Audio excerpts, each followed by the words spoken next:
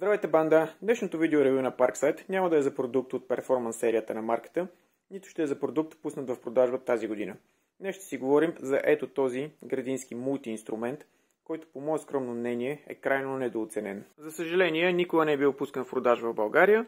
Цената му в Германия е около 140 евро, като това е без батерии и без зарядно. Машинката е снабдена с безчетков мотор, захранва се от две 20 волтови батерии, но най-важното, което, както виждате, е отразено и на кутията, това са 4 инструмента в един.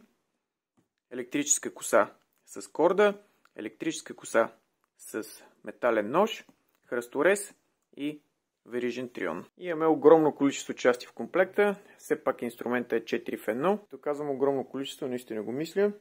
Ето всички тези части бяха в кутията. Имаме удължението за хръстореза, удължението за електрическата коса, удължението за верижния трион, самото боди на мултитула, ръкохватка, шина за верижния трион, металния нож, предпазителя за електрическата коса, шпула, инструменти и самар. Нека първо разгледаме бодито. Двете гнезда за 20 волтовите акумулаторни батерии, индикатор за състоянието на заряд на двете батерии, закачалка за стена, тук си имаме гнездо за 6 грам, ухото за закачване на самара, отпред самото присъединяване на режещия аксесуар е двойно подсигурено. Първо имаме ето тази заключваща игла и естествено имаме самата скоба, която се пристяга с червената вратка. Самото боди, имам предвид инструмента без режещия аксесуар, е изключително тих.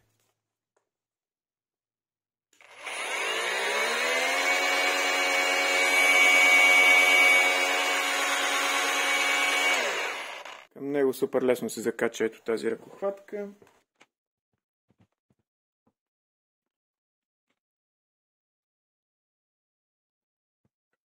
А ето така изглежда мултиинструмента с приставката за електрическа коса. Както виждате, дължината не е никак малка.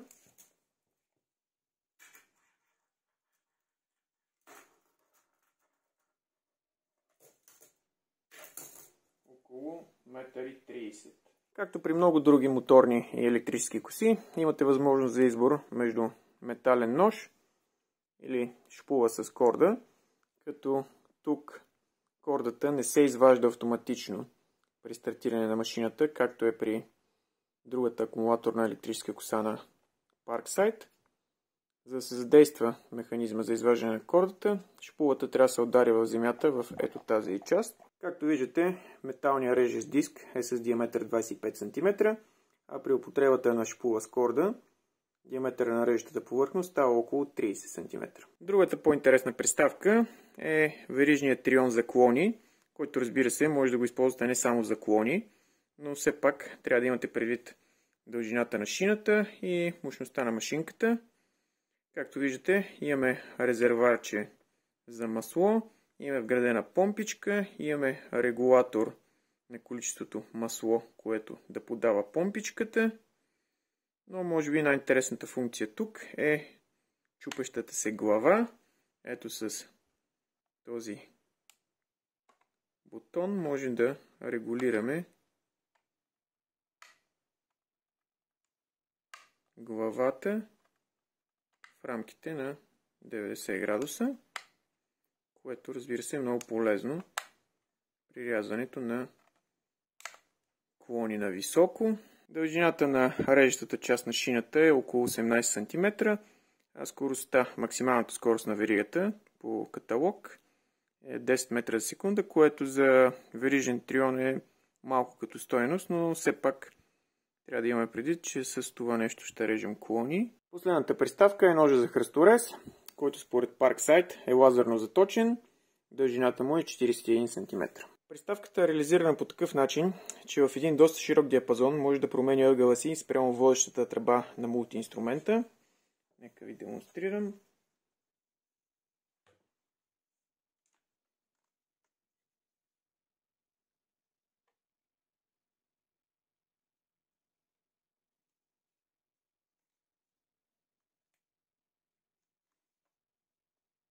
Имаме един безчетков електродвигател, който, доколкото виждам, няма датчик на хол, т.е. управлява се по обратно едене. Към него е закачен един редуктор. Още в случая, че и двете са в пластмасов корпус, не съм сигурен колко дълго този корпус ще издържи на натоварванията, на които може да го подложи машинката. Електродвигателя, разбира се управлява от ето този контролер, който очудващо за Parkside има супер много информация върху него. Дата на производство, версия, производствен номер, доставчик.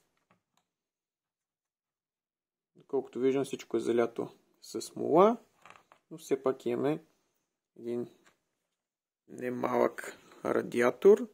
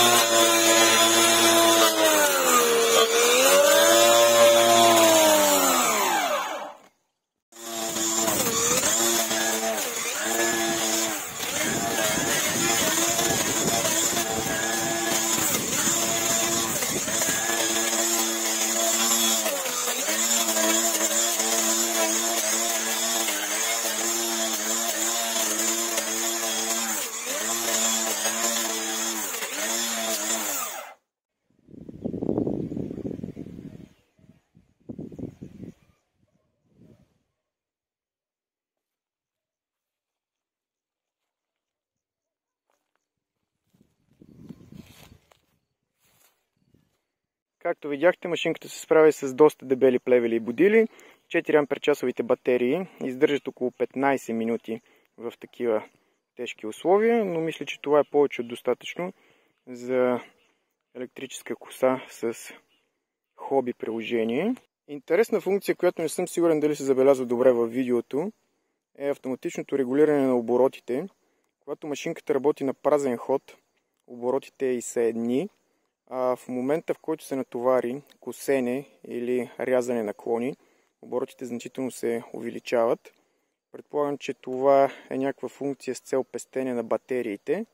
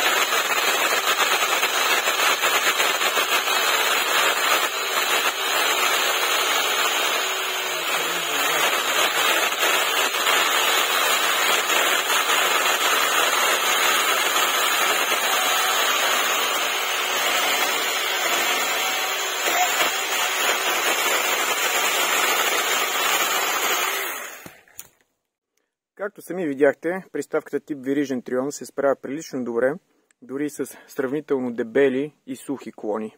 Като недостатъци мога да отбележа доста неприятните за оператора вибрации, но тя ги отдавам на дългия 1,30 м водещ прът, както и постоянното изтичане на масло от капачката на резерварчето, независимо колко добре е затегната тя, и от смукателното маркуче, водещо към помпичката. И накрая нека отбележа един най-вероятно производствен дефект. Двигателната ос или двигателния прът има ето този свободен ход. Нормалното му положение трябва да е ето това, но много често се случва при поставяне или при вадене на приставката тип Viridien Trion двигателната ос, двигателният прът да застане в ето такова положение, като след това поставянето му обратно към бодито е една идея по-трудно за оператора. Сами видяхте на какво е способен този градински уред. Аз съм изключително доволен от него, но нека отново вметна, не очаквайте чудеса. Това е уред за непрофесионална употреба. За съжаление не разполагам с жив плет, на който да изпробвам хръстореза. Така че с това мисля да приключа днешната презентация. Ако ви е харесала, знаете процедурата.